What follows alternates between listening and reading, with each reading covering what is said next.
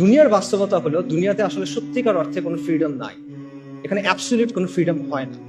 প্রত্যেকটা ব্যবস্থায় আপনার কারো না কারো আনুগত্য স্বীকার করে নিতে হয়, আপনার কিছু না কিছুর উপর ঈমান আনতে হয়, কোনো না কোনো বিষয়কে আপনার ধ্রুব সত্য হিসেবে স্বীকার করতে হয়। এটা থেকে আপনি বের হইতে পারবেন না। ভ্যালু নিউট্রাল কোনো সিস্টেম হয় না, নিরপেক্ষ কোনো সিস্টেম হয় না।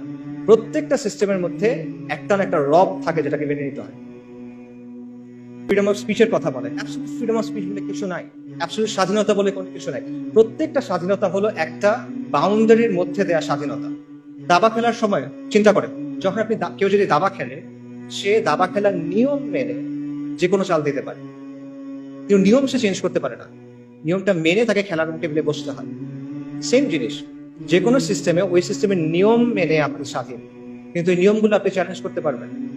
কাজে প্রকৃত অর্থে আসলে কোনো স্বাধীনতা নাই। মানুষ প্রত্যেকটা সিস্টেমে কারো না কারো সামনে সাজদা করে। আমরা করতেছি না, আধুনিক মানুষ করতেছে না। আধুনিকতা আপনাকে রাষ্ট্রের গোলাম বানাইছে, আপনাকে মুক্ত বাজারের গোলাম বানাইছে, আপনাকে নফসের গোলাম বানাইছে। কাজে ইসলাম ছাড়া বাকি যা কিছু আছে সবকিছু হলো গায়রুল্লাহর গোলামি করা, আর ইসলাম হলো আল্লাহর গোলামি করা।